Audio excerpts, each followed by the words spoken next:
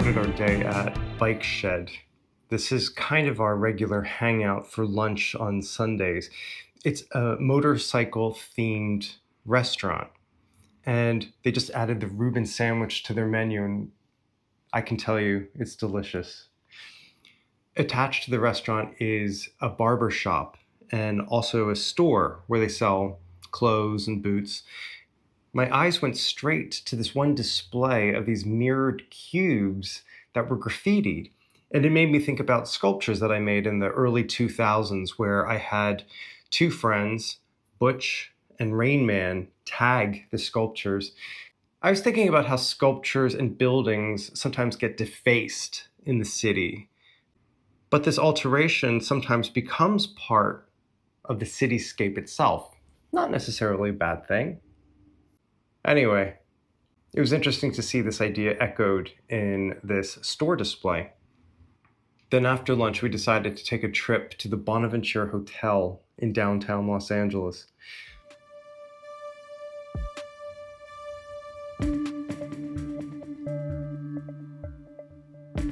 Like most trips in Los Angeles, it involved a parking structure.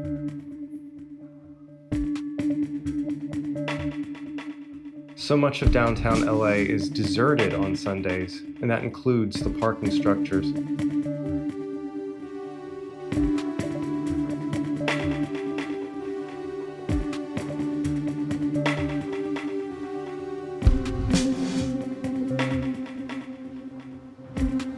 How do we get into this building? That's the first question.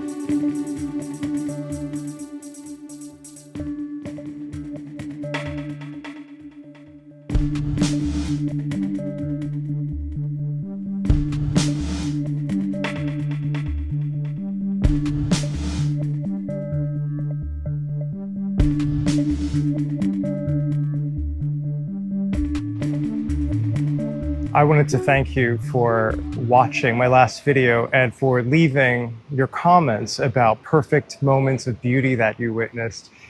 I swear, I think all of you are poets and artists. The comments read beautifully, and I know I'm not the only one who was reading them. I think everyone was. What a joy. That moment itself was a moment of beauty on the internet. And I'm so happy to have been part of that. Thank you. I'm in possibly my very favorite building in all of Los Angeles. This is the Westin Bonaventure Hotel. Brennan and I like to come here. In fact, we got our pictures taken here shortly before we got married because the whole place just looks like the most incredible backdrop of a movie. In fact, I think it's been in some movies. It was built in the 70s and I think opened in 1977. The architect was John Portman Jr. I learned about this building when I was in college as a perfect example of postmodern architecture.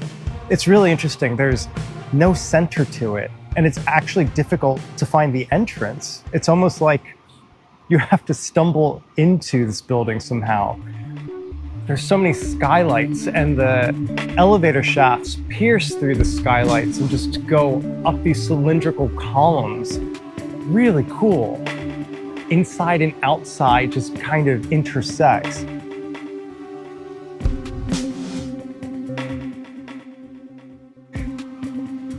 But the reason why I love this place so much is because it is such a colossal liminal space. Liminal spaces are spaces in between. It can be architectural, but it's also psychological sometimes. Transition spaces. where you don't feel anchored to anything. It's the opposite of feeling grounded and homey. I don't know why I'm so intrigued by those spaces. Abandoned malls or empty theaters, empty cafeterias. There's something kind of creepy about it, a little bit nostalgic, and I'm always drawn to those feelings. We only ever seem to come here on Sundays, which is probably why it always seems so extra deserted. I'm guessing that during the week, people actually sit at these tables and eat at lunch, but maybe they don't. This place is called Cravings. What do you think it could be? Brennan thinks a nightclub.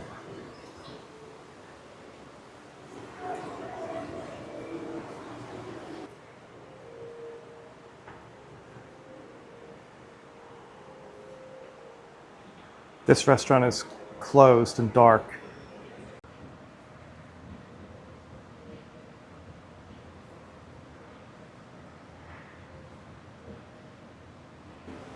When I was a teenager, my friend Blythe and I spent one Sunday afternoon just kind of doing nothing.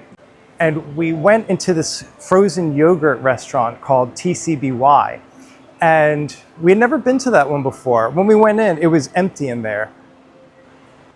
But we decided to stay and get some frozen yogurt anyway. But we just had this clinging feeling of kind of not wanting to be there.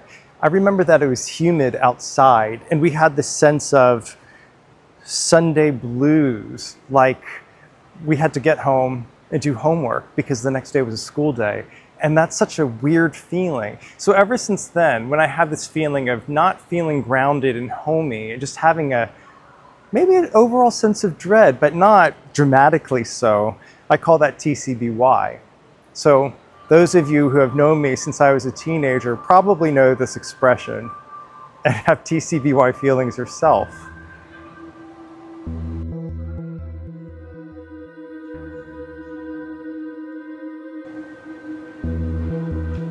I think it's such a shame that so many of these spaces, at least in the public floors of the hotel, are empty.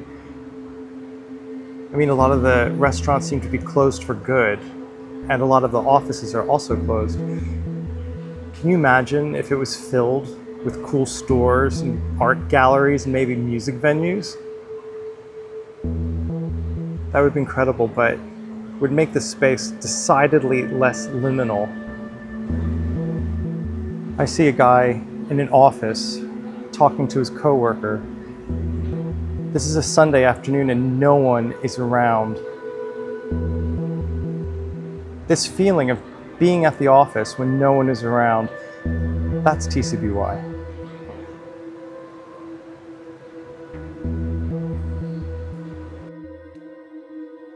So many stairwells here.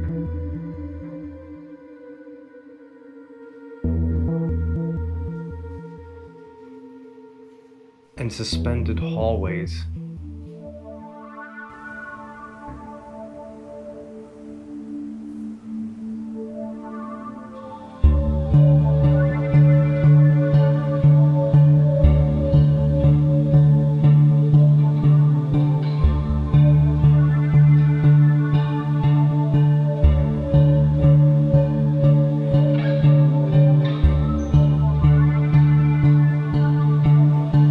When we first walked into the lobby, it smelled like air conditioning. I love that smell, especially because it's hot outside. It's July. But after we got used to being in here, it started smelling a little bit like air freshener, like what you would smell in the lobby of a spa. Clean. I did bring a fragrance to wear specifically in this space, and I have it in my pocket. It looks like a little red pill. This is a sample of L'Heure Perdue from Cartier. L'Heure Perdue means the lost hour, which is a perfect name for a fragrance to be worn in this space. I discovered it when I had this incredible interview with Luca Turin, and It's one of his favorite fragrances, and we had a nice chat about this scent in the podcast that I host called It's Just Perfume. And he explained to me that the perfumer Mathilde Laurent selected all these different aroma chemicals since the advent of aroma chemicals in the 1800s, coumarin maybe being the first one. And she created a fragrance only using synthetic aroma chemicals. There's no reference to nature in this scent. And it's interesting. When I put it on for the first time, the smell of it reminded me of the auditorium in my local high school. It smells like public areas that are carpeted, maybe sound panels, and so many different chemicals that made up that space. I wouldn't say this smells chemically. In fact, I agreed with Luca Turin when he said that Mathilde Laurent took all of these synthetic aroma chemicals and composed them in a very classical way. It's incredibly chic and so elegant, and really unlike any other fragrance I've ever had.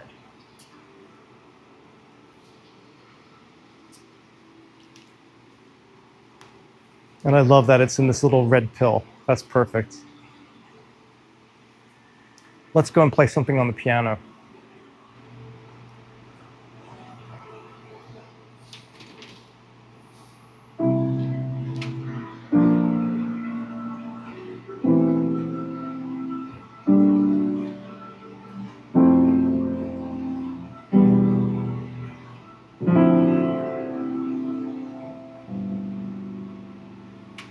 Look at this. We're in the gift shop at the Bonaventure, and they have some really cool cards. They also have s'mores. They have the same tote bag that they had at the Descanso gift shop.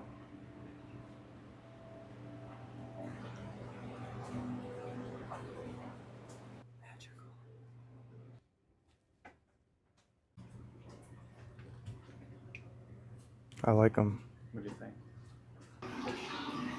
I sometimes watch these videos on YouTube showing abandoned malls or other liminal spaces, and usually there's a soundtrack of vaporwave music.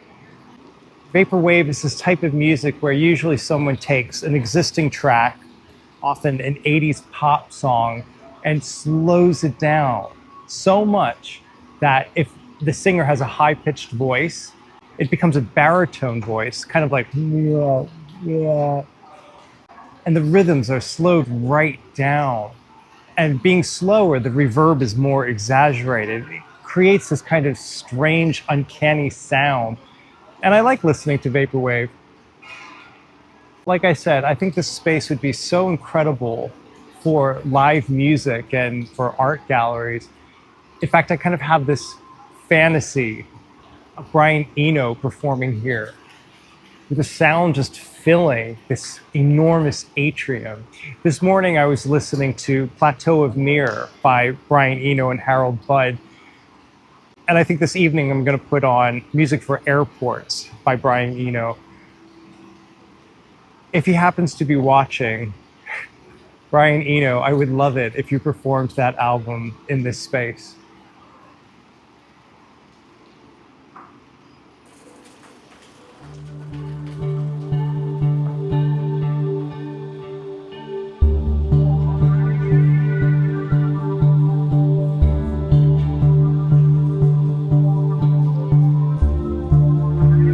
We're not sure how to get out of this hotel either. It's just as confusing as getting in.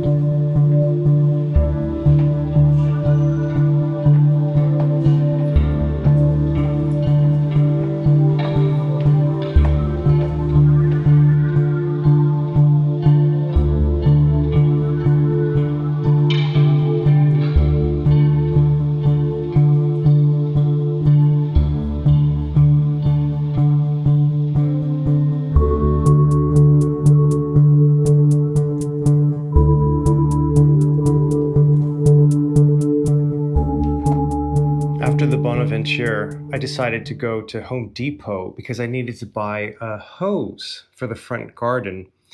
The hose that was on there for the past few years has been broken forever. It's cracked and leaks in so many places. But I've been putting off replacing it because I couldn't unscrew it from the tap. It was so calcified onto the tap that there's nothing I could do to make it budge. I tried some oil. I looked it up online to figure out what I can do. And really the only solution that I found was to saw it off. I have a saw that cuts through metal, but I've been putting this project off for a long time, like more than a year, because I couldn't find the motivation to actually just do it. But I did it this week. I managed to take off the old hose, went to Home Depot to select a new one,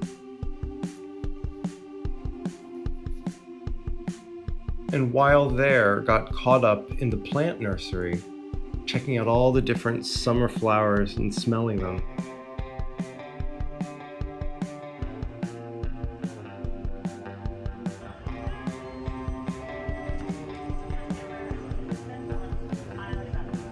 I don't know if you noticed, but this arrangement right here has filled out a little bit.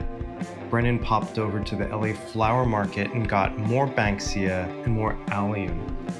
I think it looks great. And these plants last so long in the house. The shape of the allium is really incredible. They look like fireworks.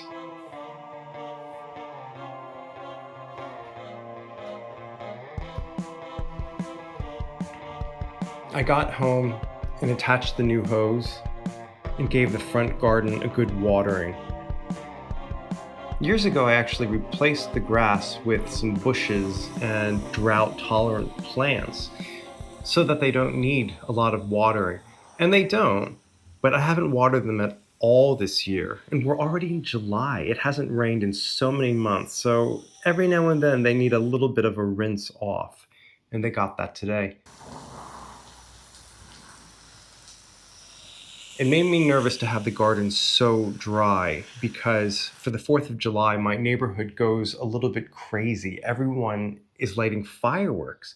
In fact, the 4th of July night itself is insane. Fireworks everywhere. But there must be a lot of leftovers because this goes on for weeks after the 4th of July. And I feel like I'm turning into my dad. I just get nervous with all of this dry shrubbery. So I dampen them a little bit, just to put myself at ease.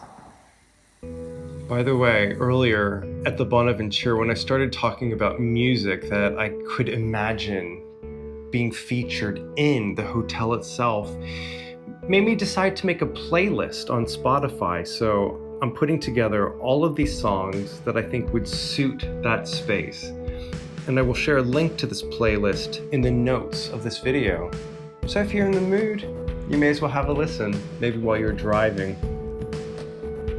I'll listen to it tonight, amongst the popping of inevitable fireworks.